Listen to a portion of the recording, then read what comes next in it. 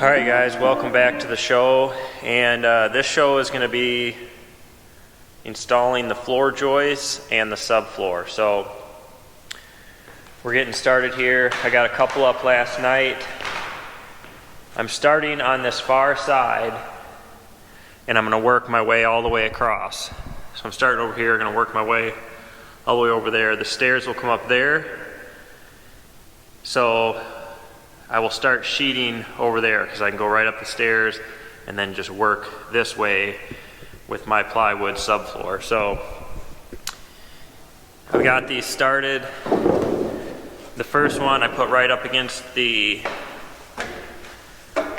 wall, and you can see my outside walls I set up so the plywood will be pretty much flush with this wall, and then my upper walls I can just set right on that. And it'll go nice and easy. Now, but once you get going, I pull a string line down my first one to make sure it's nice and straight. And then I just make a block. So I got this block, and then when I set them, I just put this block in each spot, and I don't have to measure or mark or anything. I just have this in my bag, put it down quickly, push my joist up against it, and nail it. So we're just going to keep on trucking with this, and hopefully I'll get a good portion of this done today.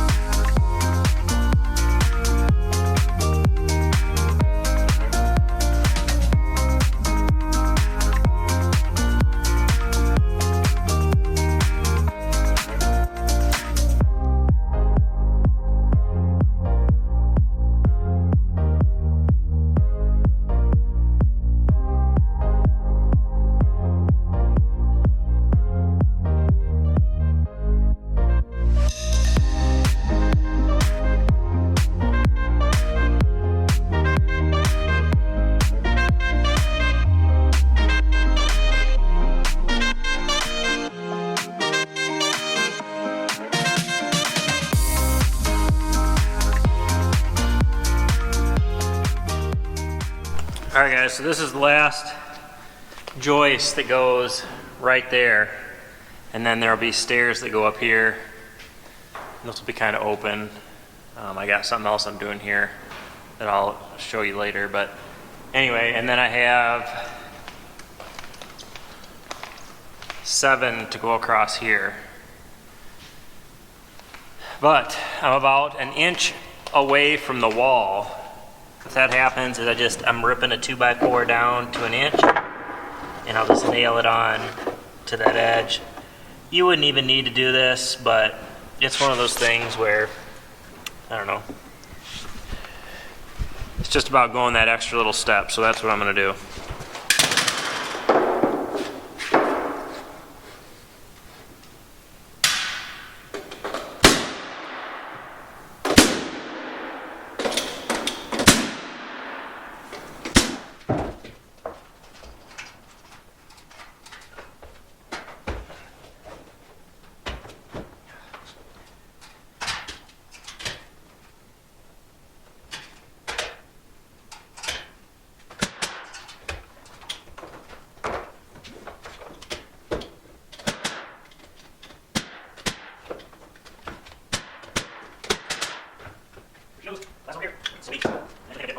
You can see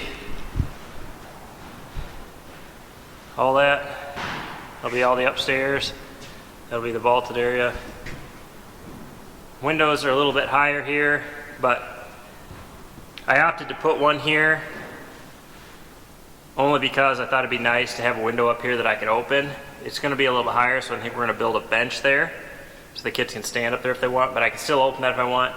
And that's where the porch ties in, so I couldn't have made it any lower. It's kind of cool. As you can see, the porch is right there. But I got this window here made to open. Kind of a slider. So that's pretty nice. Be a nice spot to shoot deer from as they pass through here. Let's be honest, that's the real reason I put it there. I was going to be about an inch away from the edge, so I just opted to patch that in. So now the plywood has something to sit on all the way out to there, even though it really wouldn't have mattered. Makes me feel good. And I'm going to head over there and finish that section.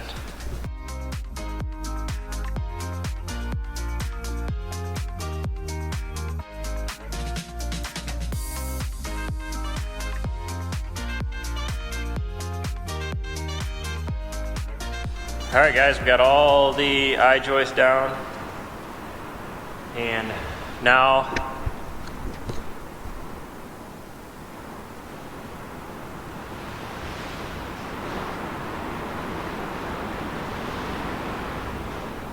that all the joists are down, I need to build my stairs so I can get up here and start sheeting this. So if you notice with these I-joists, I don't know if you can see this, they look like they just kind of curve a little bit. The bottoms are straight, and when you put your plywood on, you'll be able to straighten those out pretty easily. It's nice and flat, just the way.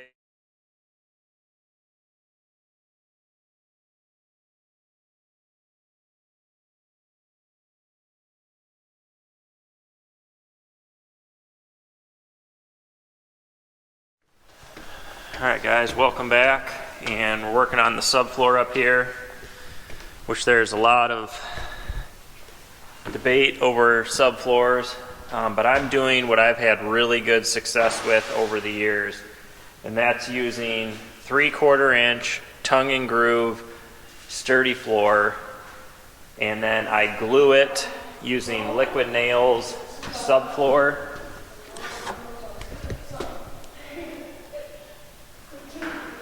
Decking glue. It's an adhesive. I get it from Menards. Works awesome. And then I use ring shank nails, and I put them every 6 inches. Seems like a lot, but that creates a rock solid floor system. And especially with these I-joists where you have a 2.5 inch nailing flange. So where the overlaps are, you have 1.25 inches that your subfloor sits on. And I have really good success with this, so that's what I'm using. And just this little bit that I already have on, it's already just sturdied this up unbelievably. So my I-joists are 16 on center, and I use this board here to get my tongue groove in. This will keep me from damaging the tongue, and it works really good. So you want to stagger your joints, so where your boards meet, you don't want all your seams to be in the same spot, so stagger them. But you can see how tight these joints are. So it just creates a really good sturdy floor, and works really good. So I'm just going to work some more on this today. I got 2 of the kids with me. You like that swing, Hunter Ray? Yeah, I like it. It's pretty cool, isn't it? Yeah, can you turn Shane mine into this one? Yeah, and then you'll each have one? Yeah. All right, go, swing, buddy. Yeah. Then we'll have 2 of each. Does that sound fun? Yeah. Look at you, dude. All right, so one thing you want to do is on your downstairs walls that run the same way as your joists, if you have a wall, you're going to have to patch something in on the top of the double plate so there's something to attach your ceiling to. So on this 2x4 wall, I'm just using a 2x6. You can see it overhangs on both sides, nailed it in. I like to do it when I'm putting my subfloor up because it's easy to nail in from the top. If you forget to do this, you're going to end up toe nailing it in, and it's going to be kind of a pain. So that's my last little piece here. I'll just nail it in from the top, and then I got a couple pieces I got to do over there, but that's it. Just another little trick to snap a chalk line 4 feet from your board. That way you kind of know where to stop your glue. Otherwise it's kind of hard.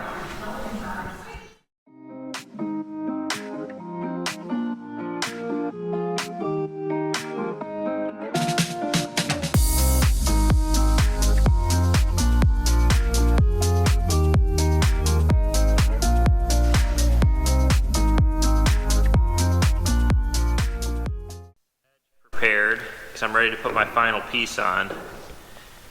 And I put just a 3/4 inch piece of OSB on the edge as a rim board. There's going to be a couple spots where I have vents popping out here, so that'll be easy to cut through.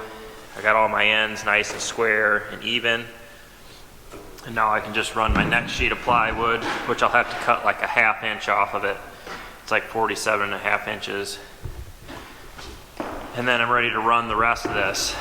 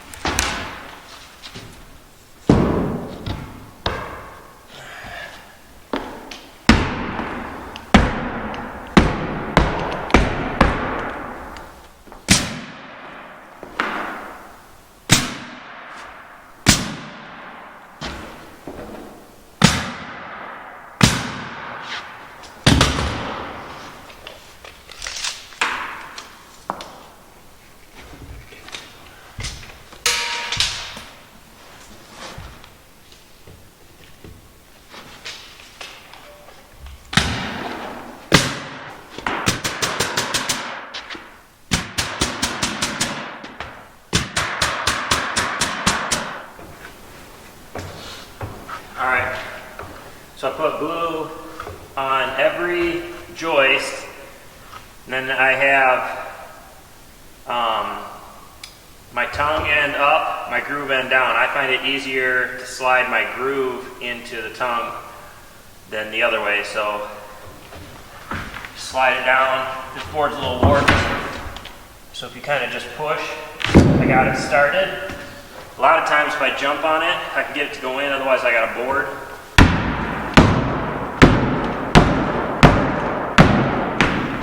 It's pretty good.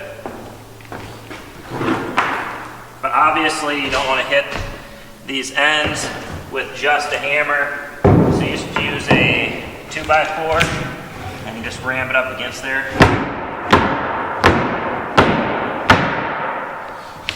And that seats it. Looks pretty good. And nail it.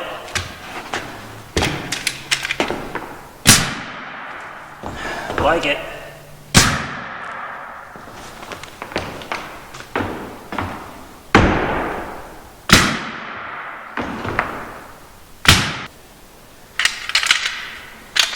On the ends, where they butt up, I do every about 4 to 6 inches.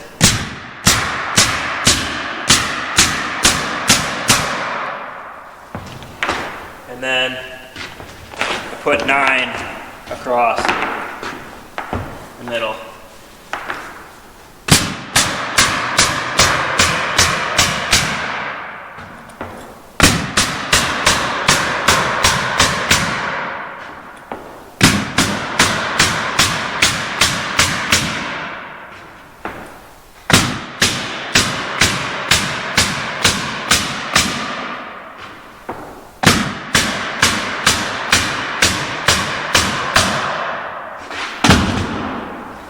That's it.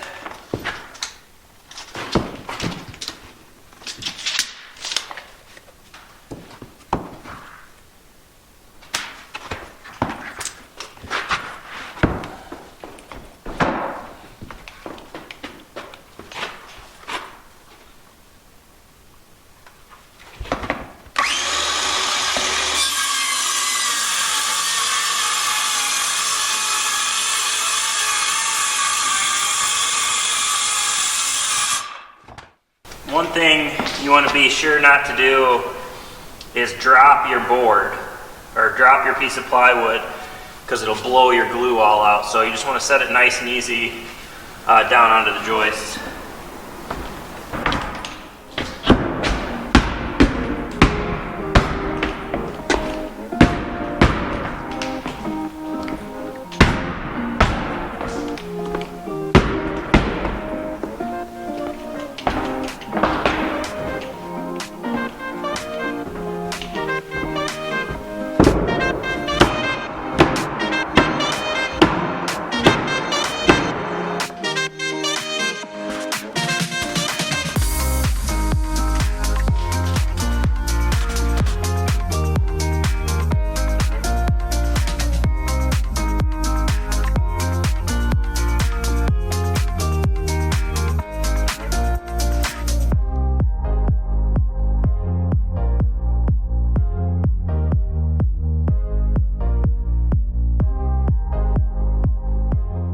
Alright, we have finished up putting everything down up here, and my camera died on the last piece.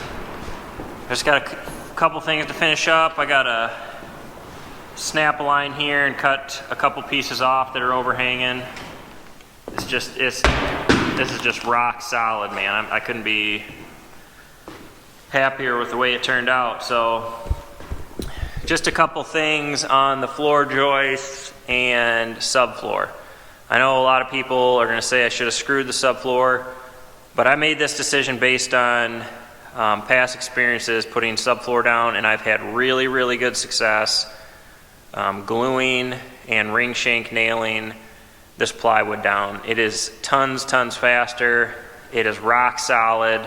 I use 3/4 inch tongue and groove sturdy floor, and I don't have any problems with squeaks or anything, and it just shores everything up. So I feel like as long as I'm having good luck, I'm going to keep doing it this way. And I feel like, you know, screws are obviously strong, but for me, I mean, it's so fast nailing this versus screwing it. So I'm happy with it. But with that being said, you got to do what makes you happy. So we got all the floor joists and subfloor in. Really changes the way everything looks. Feels pretty good. But I tell you what, putting those joists and all that subfloor on there has just made this rock solid. And it is awesome. It's definitely coming together now. This will be the dining area here. Be sweet.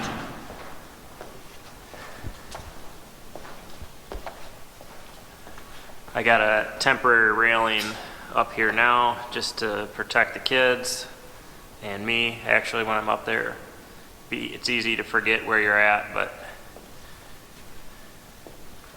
it's coming along. This railing, there will be a railing here, and then it'll run all the way along there. This will actually come out. It's not necessary. I just left it long, one, because it helped me tie all this together.